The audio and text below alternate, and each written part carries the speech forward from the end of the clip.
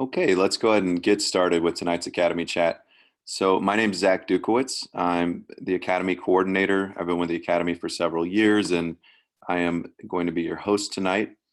So the first thing to say is we've had a last minute change of plans. Originally, we had planned to talk to Clara. Clara is our director of academics. She had an emergency last minute and had to cancel, but we're in great luck because our enrollment manager, Theresa Bruns, was able to join us instead. And Theresa's actually been the director of academics previously for the Language Academy. So she has a lot of experience tonight that she's going to be able to share with us. So we're really excited to, even though we couldn't have Clara, to have Theresa join us. So Theresa's been with the Academy for years. I don't want to steal her thunder. I'm going to hand it off to her to let her introduce herself. So Theresa, if you can hop in and just tell us a little bit about yourself. Thanks, Zach. Hi, everybody. Thanks for joining us tonight. As Zach said, my name is Theresa Bruns. I live in Cincinnati, Ohio, and I am a remote employee, so I work from my home. And I've been with Middlebury since 2011. Previous to coming to Middlebury, I was a high school Spanish teacher in the classroom, both in high schools and in the community college and the university here in town. Awesome. Thanks so much, Theresa. So tonight's format for the chat is the same format that we always follow. So Theresa and I will do an interview for about 15 minutes. And then for the last 15 minutes of the half hour, we'll turn things over to attendees, to parents and students for questions, for a Q&A. That being said, if you have questions, please don't be shy. Please feel free to send them over at any point. You'll notice down below on your screens, there's a Q&A panel. If you click on that, you'll be able to type a question in, and I'll be fielding those questions live as they come in. If I can fit them into our interview, I'll do that. But if there's not, an opportunity to answer while I'm talking to Theresa, we'll simply wait for the Q&A period, answer the questions then. If for some reason there's a question that we're unable to answer, please know that we want all of your questions to get answered. So we will be following up. And we also ask you to follow up with us. We want to make sure that every question you have gets answered. So please don't be shy to hop in at any point while we're talking. So all that being said, Theresa, let's go ahead and dive in. And I'm wondering, just to kick things off, can you tell us a little more? I know you spoke about your experience teaching language. Can you tell us about your experience with Middlebury Interactive Languages and the different roles that you've had and the work that you've done? Yeah, definitely. So I came to Middlebury Interactive Languages, as I said, in 2011. I have been in a variety of roles. Previously, I was the director of professional development. So I provided professional development to teachers around the country. But then come spring and summer, I focused all of my professional development on the teachers at the Academy. So I took on that piece. I did pre-season training with teachers and then on-campus training with teachers. In addition to that, I was also the director of academics. And so I spent actually being with Middlebury Interactive Languages since 2011. I spent my first summer on campus last summer, which was really a great experience as the director of academics. And in that role, it was really an interesting role to shift from professional development to really working side by side with the teachers day in and day out. During that role, I supported teachers. I did professional development for them, not only preseason, but then we instituted professional development every single week. So our teachers had professional development every single week. I did observations, and as a result of the observations, I gave feedback to the teachers, and then just kept good communication going between the administration and the directors of academics, the academy heads, and the teachers. So that was my role last summer. And now this summer, I am working as the enrollment and operations manager. Wonderful. You've been with us. Back to you, Zach. Yeah, thanks, for so long in lots of different capacities. I just want to say, for those of us who have just joined, we had a change of plans tonight. We were originally supposed to interview our current director of academics for the coming summer. Instead, she had to cancel the last minute. We're actually interviewing Theresa Bruns, who has been the director of academics and who is our current enrollment manager. So just wanted to explain that change for folks that may have just be joining us. So another question, Theresa, to dive a little more into what actually happens at the Language Academy. I know that when you're learning a foreign language, learning the culture is also really important. So you're not just learning the language sort of in a vacuum, but you're learning about the culture that shaped that language and the language that that shapes the culture. Right? It's pretty interactive. So could you tell us a little about how the Academy provides not just a language immersion bubble, but also a cultural immersion experience for its students? Yes, definitely. So I spend a good part of my day talking to parents. I may have spoken to some of you that are actually on this webinar. And one thing that I hear from parents is, well, I really wanted to send them to the International Academy, but unfortunately we're going to have to go with the Academy. All of our academies, and I say this because I've been at all of them, are amazing. They are different. They are very different experiences, but they're all amazing. But in Vermont, we do create, as Zach spoke about, a cultural immersion bubble. And I just kind of want to talk a little bit about how we do that. As you know, our students are in language 24/7. Not only are they taking language classes and cultural exploration classes, but during the day and during the evening, they're constantly in games and activities and programming. They're watching shows in language. And it's funny to me that you see these kids like forget that they're in Vermont. They forget that they speak English, and they really just take on this new kind of language speaking persona. They may hear English come out of one of our mouths in the office because those of us in the office don't always speak the same language, so we may be speaking in English. We always stop when the kids walk in. But if they do by chance hear it, we kind of get this look from kids like, well, what are you doing? We don't speak English here. So they do take on this just whole love of the language, really go forward with it and do everything they can. You will walk through campus, you will see Tai Chi dancing, or Tai Chi happening. You will see Chinese dancing. On one weekend, the Spanish Academy will celebrate San Fermin. You'll see an Arabic wedding going on outside. The French Academy goes all out and celebrates Bastille Day. So those are the types of cultural experiences they're having. On top of that, we have a real Olympics, just like the Olympics in that we all get to share in, where different countries compete. Our different academies compete as in that language. They do not break the language pledge. They stay in it and they compete against each other, and it's a really great day. And they, of course, they're being led by native speakers for the teachers and the RAs and a good part of the staff that's on campus. Wonderful. Thank you so much. Yeah, thanks so much for just speaking to the cultural aspects of language immersion at the Academy. So you talked about the language pledge. Just in case anyone who's on doesn't know about the language pledge, it's a pledge that students, faculty, and staff all take at the beginning of the summer to stay in the language they're studying for the entire 4 weeks, which is intense. And we know it's intense to only speak a foreign language for 4 weeks straight. And I'm wondering, because you have so much firsthand knowledge, there might be parents or students on who are really excited and interested, but they're a little intimidated by that kind of commitment. Theresa, can you talk about what we do to support students with the language pledge and sort of the experience that students have keeping the language pledge? Anything you can speak to about that? Yeah, definitely. That's a good segue. You know, it is intense. They take the language pledge, and it's an intense situation.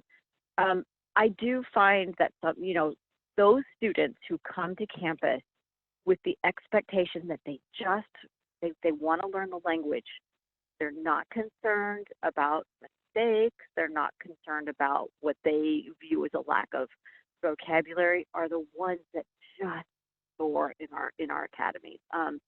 They're able to let their affective filter down, which, they stop worrying about what they're saying, jump right in, right or wrong, they jump right into that language. And those are the students that, like I said, they soar, they move up proficiency levels.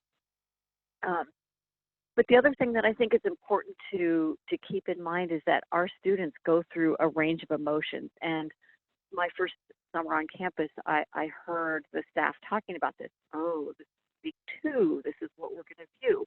And sure enough, the students, they predicted it, and that's what was happening. So the students go through a range of emotions, like homesickness and loving being with all these new friends that they've made. And then suddenly I'm sad because I have to leave these new friends.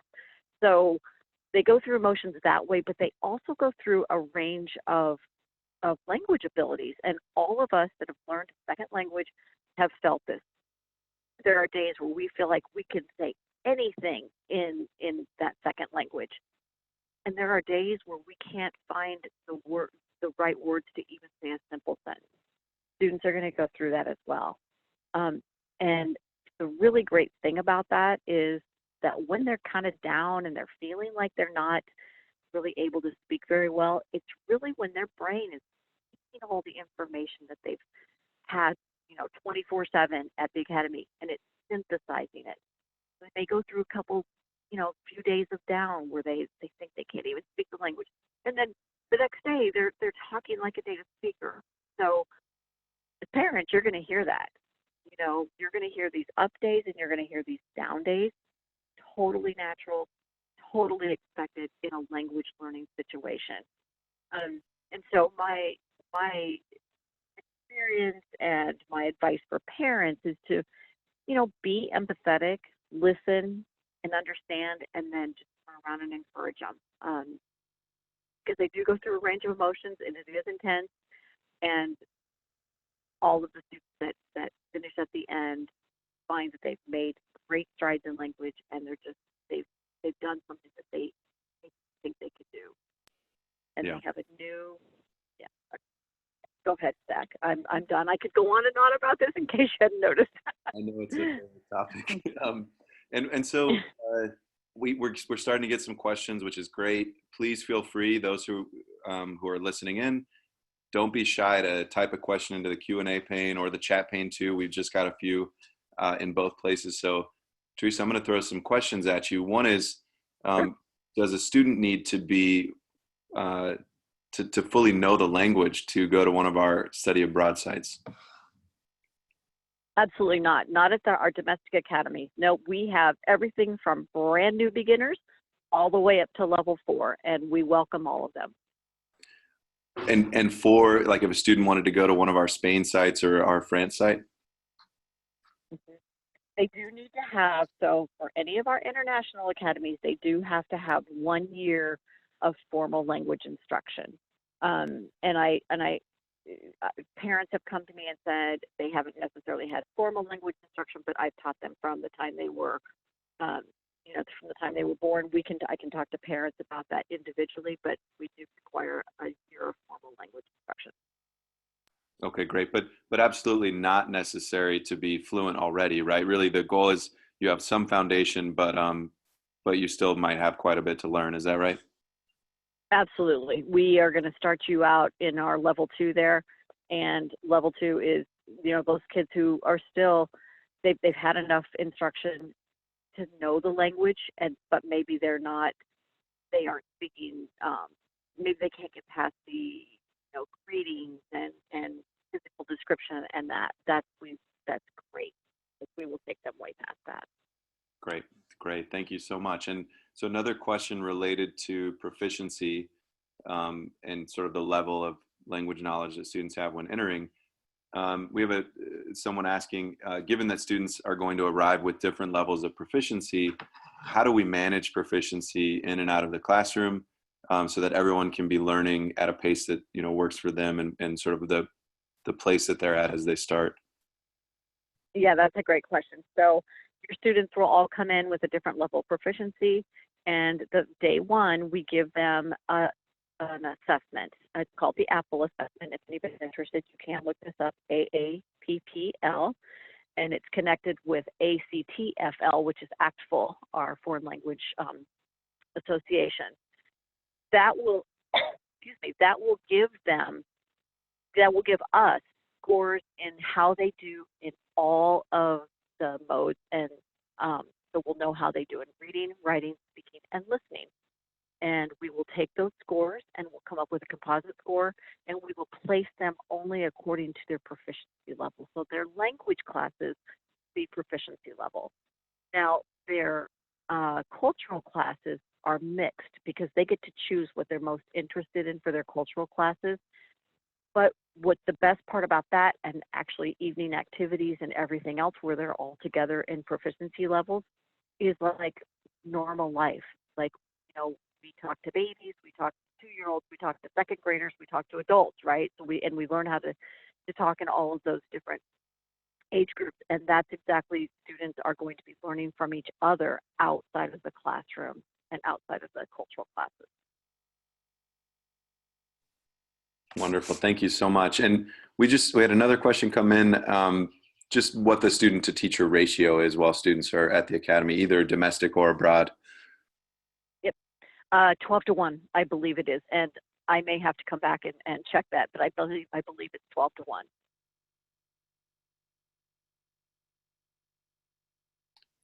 We had one more question. So these are great questions. So we had a parent ask if students are allowed to bring sports equipment or instruments or things like that related to activities they might otherwise be doing when they come to the academy.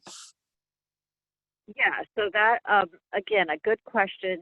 The students during the day are going to have time to themselves. They're going to have about 2 hours in the middle of the afternoon where they can kind of chill outside, take a little bit of time to, just maybe play a game with someone, or it's all staying in language. But during that time too, we have a lot of our students that take advantage of our gym. They're going to go, maybe they're going to go to the gym and lift weights, or they're going to go running if they're a runner or whatever. We also have students who bring instruments. And if it's a very large instrument, you should probably check with me beforehand so we can make sure we have room for it. But we do have, I know this summer we have someone who's bringing a clarinet and someone who's bringing a guitar that they will be practicing. Again, that is on their own time during that 2 hours. Awesome. Thanks so much. I know you've already talked when you were talking about cultural immersion a little bit about the activities we do. Are there other activities or anything related to activities you might want to share? I know when we're at the abroad sites, there are lots of field trips. Just wondering if there's anything that stands out that you think we haven't shared yet that students get to do either here in Vermont or when they're abroad. Sure. Yeah. So I'm going to reach back into my memory from last summer. I know that the Chinese Academy, one of the field trips they do is always do up to Albany, to the Chinese community up there that the Academy head is very tied into. And basically they're surrounded by the Chinese Academy for the day. And they cook and they eat and they are served by the families of that community. So that's one field trip. Spanish goes up to Dartmouth to a museum up there that has some really famous paintings. French goes to a French restaurant, and the Arabic went to an Arabic tea. So that's just one example of a field trip. Every evening there are evening activities, and those activities are all cultural based. Speakers come in, the Chinese, I know the Chinese Academy plays games that are typical to Chinese families, just all kinds of evening programming that is built out by the Academy head. Awesome. Thanks so much for elaborating on the activities that we do. We had another question come in. I think this is something that we're all thinking about these days about the coronavirus and how the domestic site might be affected by the coronavirus, how our study abroad sites might be affected or might have already been affected. Is that something you can speak to? I can, and certainly you can touch base with me later through email as well. But we did send something out today and yesterday to all of our academies just letting you all know that we are continually and closely watching and monitoring what's going on with the coronavirus. At this point, we are running the Spanish and French academies abroad, and we are running all of the domestic academies here. Should it happen that, we find out that we have to cancel, we're going to cancel in order to keep students safe. We aren't seeing that right now. I think we're all pretty optimistic about it. I think the United States has taken really going full force on keeping this thing not contained, but at least not spread too much. So I'm optimistic. But again, health is most important. And if it calls for that, then we will go ahead and cancel.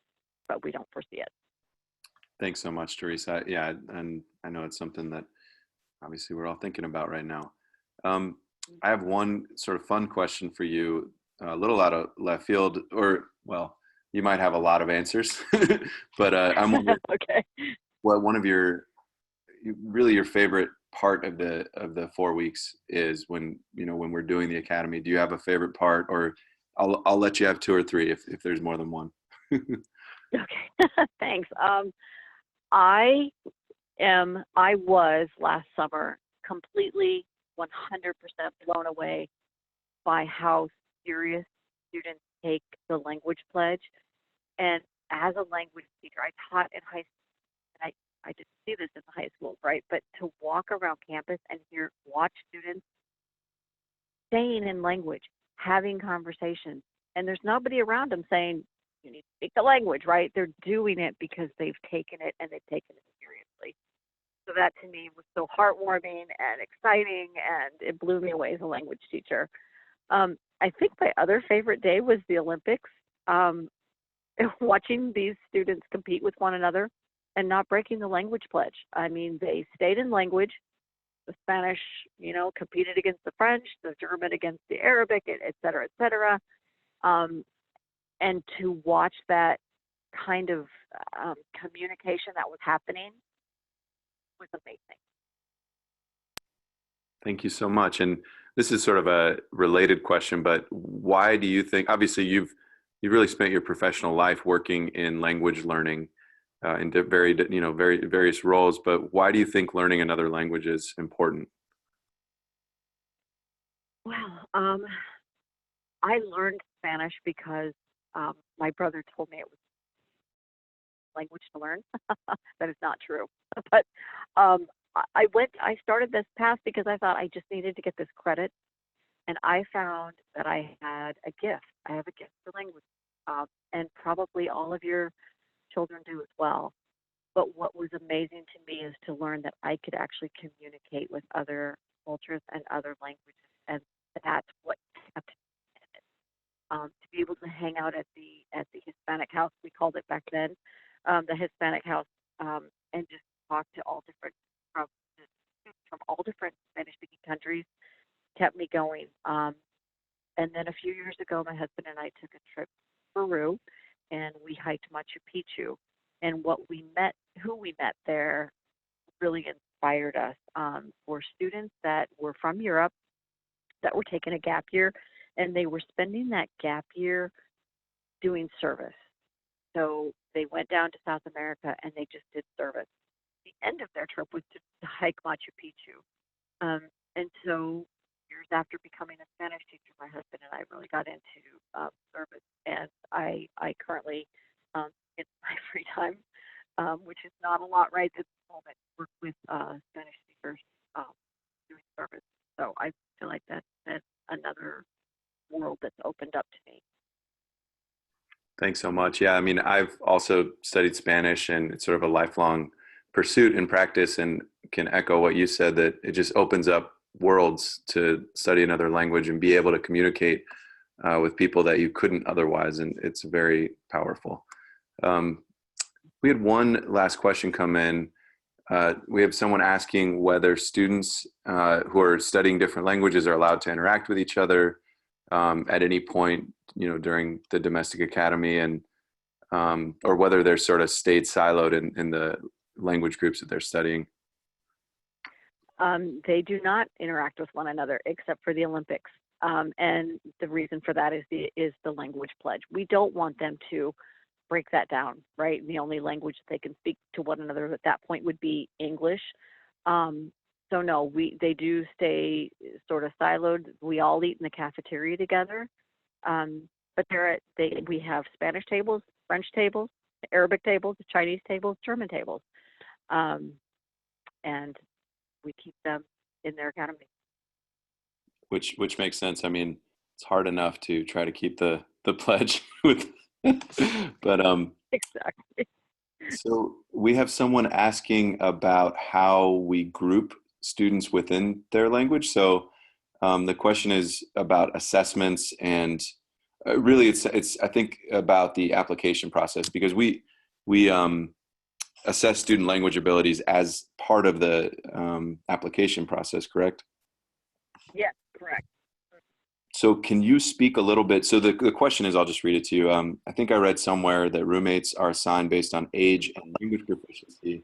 Does that imply that the assessment is done before the first day? And the answer is yes, the assessment's done before the first day. But could you speak a little bit to that process, Theresa, how we group students?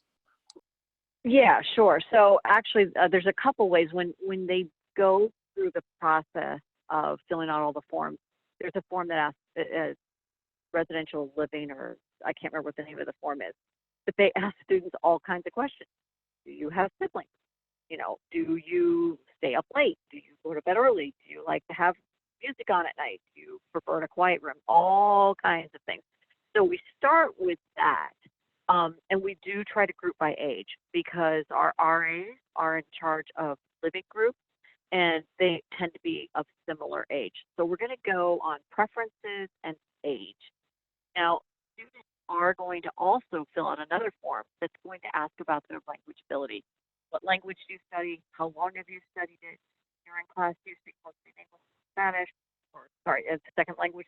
So we kind of get an idea, and they sort of self-assess themselves on their language ability. So we can put students together that way secondarily as well, right? So we've already matched their personalities and their needs and their ages, and now we kind of look at their language ability. But it isn't until they get to campus they take the actual Apple assessment, where we get their true proficiency numbers. But we're not going to change roommates at that point. That does not hold over them as far as roommates are concerned. It's more the self-evaluation and their need and their preferences. Got it. Got it. Thank you so much for that thorough answer. I really appreciate it. I do want to say we're coming up on the half hour. If anyone has questions that haven't been answered, please go ahead and chime in. And so, we just have one more. Yeah, one more. We just have sort of a logistics question. If my last day of school is June 26th, is it possible to arrive late? Sure. So it's not an ideal situation. Unfortunately, we have found that New York schools are are starting or ending late. So we are allowing those students to come to campus late, and we will make arrangements. We can talk on the phone or through email about that. Got it. I want to mention two other things. These didn't come up, but they often do during these chats. Parents often ask what kind of medical support we have on site, and so I do want to say we always have a nurse who's there to help students with any medical issues that come up. And another question we get is about what student support there is, mental health and just sort of general support, given that it could be a fairly intense situation. So we have RAs who also know the language that's being studied. Those RAs work closely to support students throughout the entire process. That's important to mention. And also, just as you said, we have a 12-to-1 ratio. So really there are a lot of adults and mentors around helping support our students. We know that this is a lot to go through, but we also find it to be incredibly transformative and positive. So those are just things sort of to mention. They didn't come up directly tonight, but I know those are things that can often be top of mind. Theresa, do you have anything else that you'd like to share before we sign off for tonight? I don't. I don't have anything specific, but please feel free to reach out to us through email, and we'll get right back to you if we can answer any additional questions. Wonderful. And I just want to thank everyone so much for attending. This last slide just calls out the fact that right now you can save $500 on tuition. That offer goes on until April 3rd. And please do reach out with any questions. If there was anything that came up that, or I'm sorry, any questions you had that didn't get answered, please do be in touch. We really appreciate you attending, and yeah, take care and hope everyone has a good evening. Thanks, everybody.